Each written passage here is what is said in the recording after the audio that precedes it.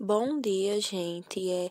Eu, Carol, Luana, Márcia e Jefferson vamos falar um pouco sobre a desertificação. Então, segundo a definição das Nações Unidas em 1994, a desertificação é a degradação do solo, da paisagem e do sistema bioprodutivo terrestre em áreas áridas, semiáridas e subúmidas, resultante de vários fatores, incluindo as variações climáticas e as atividades humanas. Bom, o fenômeno desertificação tem sido erradamente confundido com o despovoamento, que afeta grande parte do interior do país. No entanto, esses dois fenômenos podem estar relacionados. A perda de fertilidade dos solos acaba por levar ao declínio da agricultura, ao abandono da terra e à imigração. Portanto, é essencial distinguir os dois fenômenos para que seja possível aplicar medidas de combate que dificultem o avanço da desertificação.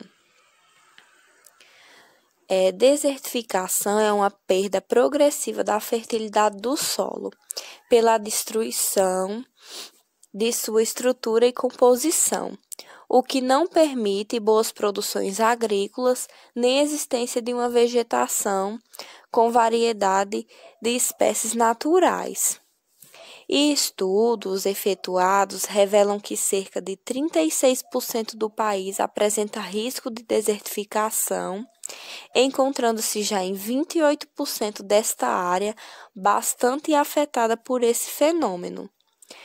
A destruição do solo tem outros agravantes, uma vez que se torna mais delgado, permite apenas a infiltração de uma pequena quantidade da água da chuva. Deste modo, a quantidade de água subterrânea diminui.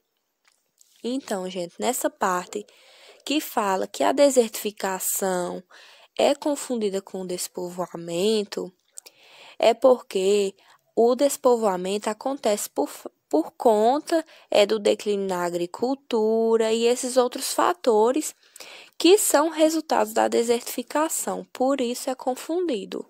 Mas a gente pode entender que são coisas diferentes, né? Porém, a desertificação pode causar o despovoamento, né? Porque, como a gente pode ver, ela traz a perca de fertilidade no solo, e destrói a estrutura e a composição, né? Bom dia a todos, dando continuidade aí à apresentação do nosso trabalho. A desertificação, como é de conhecimento de todos, ela se dá por três maneiras. Suas atividades humânicas, ou seja, antrópolis, ou atividades climáticas, ou até mesmo atividades geológicas. É um problema de dimensão global que não atinge uma região isolada, mas várias regiões nossa faixa equatorial, principalmente o Nordeste brasileiro, entre elas o nosso Rio Grande do Norte. Todas essas regiões de clima árido, semiárido, subúmido e seco da Terra têm em comum a grande evapotranspiração, junto com a baixa relação pluviométrica, resultando em geral uma faixa de consumo de água muito alto, seja para o consumo vegetal, animal ou ser humano. Aproximadamente 22 milhões de habitantes vivem no semiárido nordestino.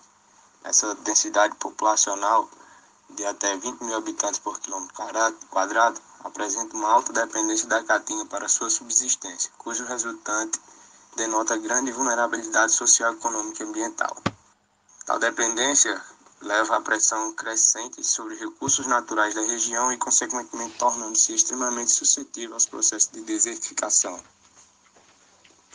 Não há dúvida que grande parte dessa área venha tendo esses seus recursos naturais degradados pelo sistema de produção vigente. Evidências dessa degradação estão presentes em quase todas as partes do semiárido brasileiro.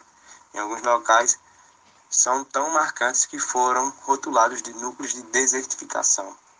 Em geral, esses núcleos são áreas com grandes manchas desnudas, presença ou não na cobertura vegetal rasteira e sinais claros de erosão do solo.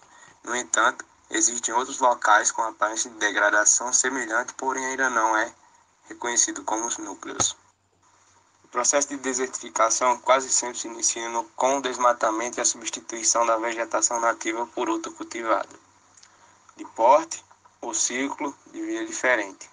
Assim, a vegetação arbustiva e arbórea da caatinga, dominante no semiárido, é substituída por pastos, herbáceos ou culturas do ciclo curto.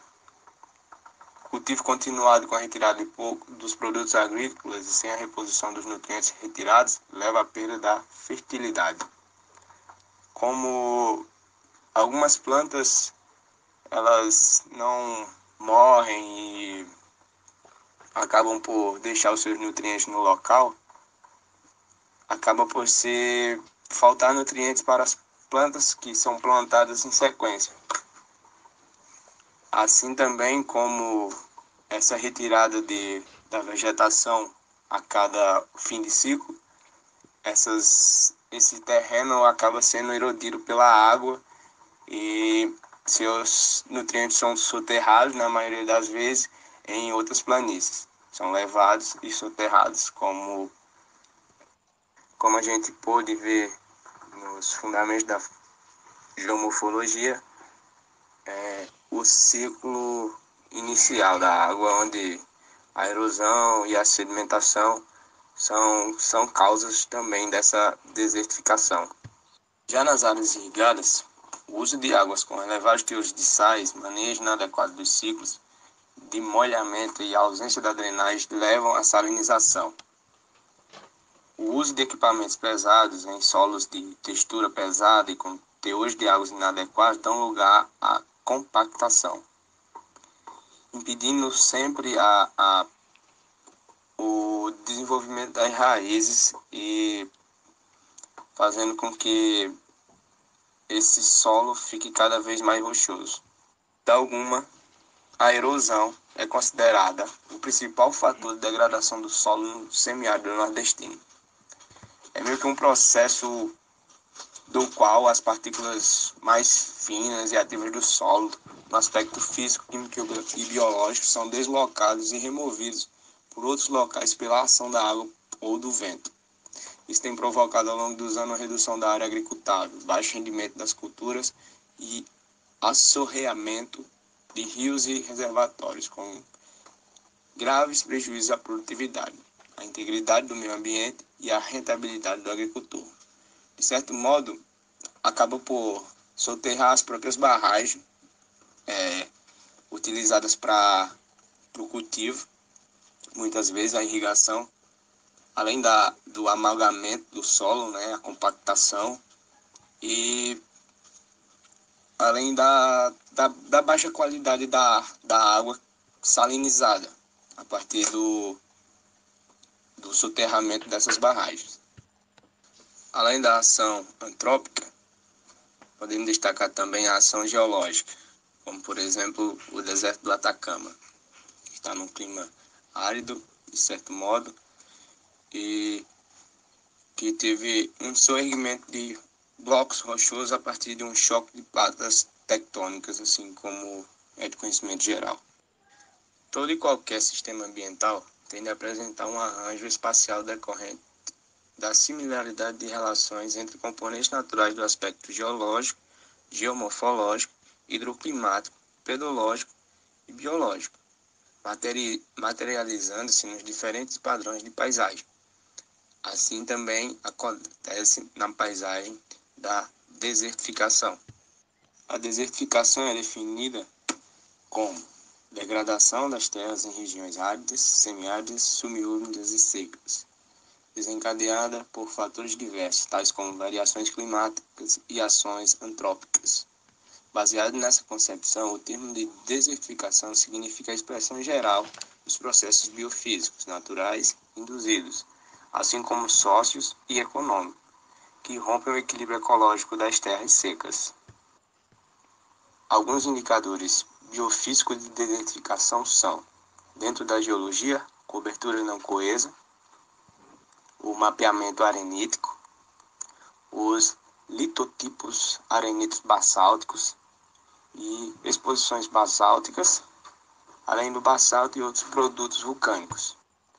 Na geomorfologia, a declividade topográfica, o plano de 0 a 3% na faixa, o suave ondulado de 3 a 8%, o ondulado de 8 a 15%, fortemente ondulado de 15 a 45% e o montanhoso maior que 45%. A sua cobertura vegetal tem como característica uma cobertura vegetal de estratificação, o estado arbóreo mais de 5 metros de altura, o estrato arbóreo médio alto de 3 a 5 metros, um estrato arbóreo médio de 1 a 3 metros, um estrato arbóreo baixo de 0,5 a 1 metro e pastos, cultivos sem vegetação, sem altitude. Cobertura vegetal percentual de ocupação alto de 0 a 75%, o médio alto de 54 a 75%, o médio de 32 a 53%, o médio baixo de 10 a 31%, inferior a 10%. Quando se fala de solo, a gente está falando de espessura. Então, muito profundo, 200 centímetros, ou seja, 2 metros. Profundos, de 1 a 2 metros. Moderadamente raso, de 50 a 100 centímetros.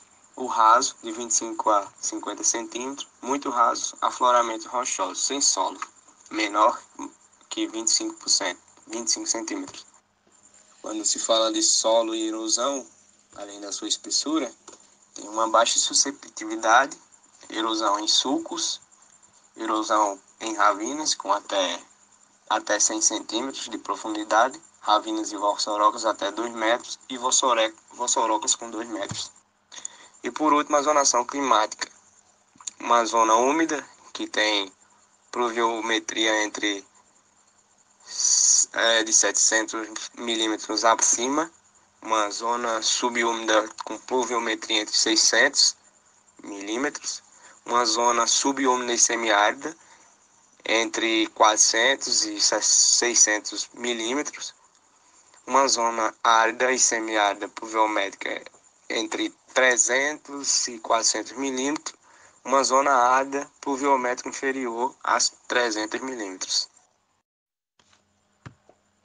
Além dos conceitos científicos e das informações obtidas por meio da internet, é visivelmente essa degradação da caatinga, principalmente aqui no semiárido nordestino, por todas essas ações, inclusive alguns lugares que essas formações geológicas aparentam esses nanoespaços de desertificação.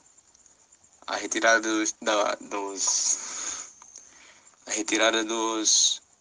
da vegetação traz em si uma grande devastação para todos, não é um caso isolado. A gente vê aí que 22 milhões de pessoas moram no semiárido nordestino. Com isso, acarreta numa falta de chuva, a má qualidade do solo, uma diminuição na produção de alimentos, além também da sua péssima qualidade em relação ao que se teria caso não ocorresse esse tipo de atividade. Com a pouca arborização desses determinados espaços, a falta de umidade, logo o aumento da temperatura e, por último, sobra-nos a desertificação. Agora, Marcinho vai dar continuidade ao nosso trabalho. Desertificação, causas e consequências. Primeiro eu vou pontuar algumas causas para a desertificação, que seriam o uso dos recursos florestais para as áreas suscetíveis sem um adequado manejo, sobretudo para a produção agrícola. Pecuária extensiva, sem manejo adequado para a atividade, que promoveria a massiva retirada de cobertura vegetal dos solos. Projetos de irrigação sem o devido estudo ambiental, os quais acabam por degradar ainda mais os solos. Mineração e seus impactos nas áreas em que a atividade ocorre, remoção da cobertura vegetal dos solos para atividades diversas, o que iria promover a remoção de nutrientes pela água das chuvas. Ocorrência de derrubadas de floresta ou queimadas delas na região e que afetam os solos, seja pela agropecuária ou outras atividades humanas. Agora, as consequências da desertificação. Bom, as consequências são graves, apesar de ser um fenômeno que não surge como uma catástrofe, mas vai progredindo no tempo. A principal consequência seria o abandono da terra por perda da fertilidade do solo.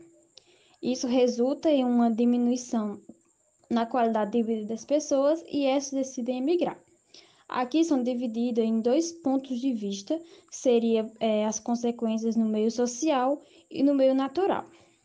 No meio social seria quebras na produção e produtividade agrícola, diminuição da renda e do poder de compra nas populações, oscilações do preço dos produtos nos mercados regionais e nacionais, instabilidade social, econômica e política, aumento das diferenças de riqueza entre as regiões. Já no âmbito natural, essas consequências seriam perda de biodiversidade, ou seja, menor variedade de plantas e animais, perda de solo por erosão, o que implica menor capacidade para que a água da chuva se infiltre e vá alimentar rios e nascentes, enfim.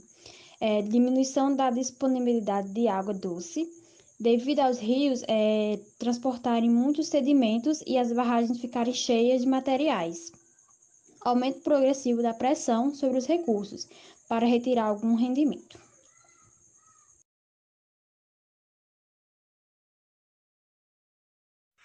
Bom dia, né? Dando continuidade ao trabalho. A gente vai falar sobre a desertificação do estado do Rio Grande do Norte.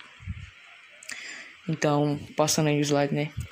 Vamos falar sobre a caracterização geral do território norte-rio-grandense. Então, o Rio Grande do Norte possui uma superfície muito extensa, né? E equivalente a 0,60% do território nacional. E a sua cartografia é historicamente construída atualmente como que comporta 167 municípios, e de acordo com o censo do IBGE, no ano 2000.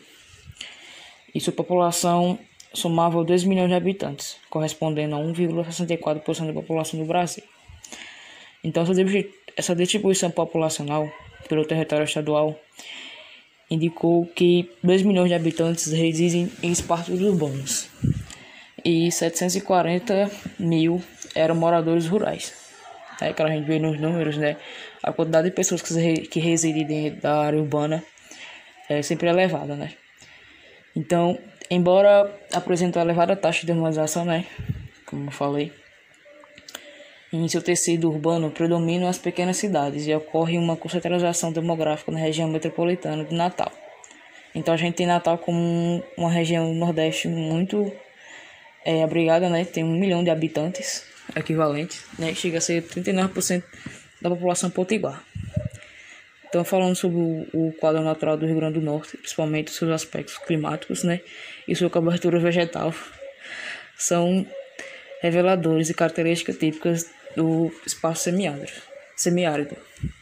E sua trajetória histórica foi marcada por um processo de ocupação territorial, baseado inicialmente na agricultura e na pecuária, e reorganizada através do desenvolvimento de outras atividades, como a produção de sal, a mineração, a extração de cera, de carnaúba, entre outros.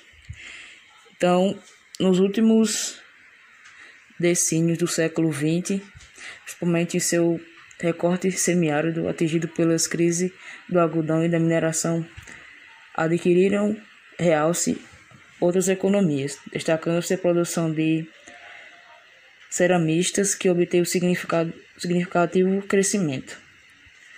O somatório destes processos, acrescentado na reestruturação socioespacial via concentração demográfica nas cidades, repercute sobre os ecossistemas, especialmente a da Caatinga, de modo que a vegetação primitiva foi praticamente aniquilada, passando a existir a vegetação secundária, apresentando um porte bastante inferior em relação ao passado. Bom, passando no slide, né? Agora eu vou falar sobre também as áreas suspeitivas de desertificação do Rio Grande do Norte, que são a ASD, né, do Rio Grande do Norte, que corresponde a 97% do território, que abrigam 95% da população. Este elevado índice de inclusão dentro das áreas suscetíveis à desertificação decorre da inter-relação entre o meio natural e o homem, ao longo do século de ocupação e exploração do espaço. Bem, gente, bom dia. Dando sequência ao trabalho. Desertificação no RN. Frente a isso que tudo foi trazido sobre desertificação, a gente vai ter uma ideia que ela só tende a crescer e só aumentou no RN. Uma região que sofreu muito com esse aumento foi o Seridó, que tem uma média de desertificação de quase 82,42% da sua área. É uma área muito grande, né? A Caatinga, por exemplo, também, que é o bioma genuinamente brasileiro, né? Ela chega a se estender por quase 11% do território nacional e equivale a 844 mil quilômetros quadrados, né? Trazendo esse exemplo, predominância, né, no semiárido, são umas áreas muito importantes e elas apresentam vários sinais de destruição e degradação do solo, né, provocado tanto pelo desmatamento e suas consequências devastadoras, como também a ação do homem, né. Considerado esse grande avanço, né, na destruição, a gente pode dizer que esse processo de desertificação, principalmente no Seridó Potiguar, né, é muito causado pela ação humana inadequada, né, a causa da erosão e assoreamento dos rios. E com isso, né, tem dados muito importantes também, como os divulgados pelo MMA, Ministério do Meio Ambiente, né, eles apontam que 1,3 milhões de quilômetros quadrados, que equivale a 16% do território nacional, estão suscetíveis à desertificação. É como se pelo estado do Rio Grande do Norte só tendesse a crescer a desertificação. Frente a isso, né, a gente trouxe alguns exemplos dos principais locais que têm grande índice de índices de desertificação no semiárido brasileiro, né? Pode passar. Aí começando com o próprio Seridó, né, que é um dos mais importantes, que ele é localizado na região centro-sul do RN, né, e centro-norte da Paraíba, abrange uma área de praticamente 2,3 mil quilômetros quadrados e vai um exemplo de como é grande o aumento da desertificação. É como se fosse com o passar dos anos só tivesse a crescer. Tem outro também, Gilboés, que fica no Piauí, que tem uma área aproximadamente de 6,1 quilômetros quadrados, também tende a crescer, param mais durante uns anos, mas infelizmente também aumenta. O outro, o Irauçuba, né, que fica ao noroeste do Ceará, abrange uma área de quase 4 mil quilômetros quadrados. Já teve mais desertificação nessa área, hoje em dia não tanto, mas ainda existe, né? E por último, o exemplo que a gente trouxe foi o Cabrobró, que fica em Pernambuco, com uma área de 5,9 mil quilômetros quadrados, é uma grande área de desertificação. É isso, pessoal. Muito obrigada pela atenção. Tchau.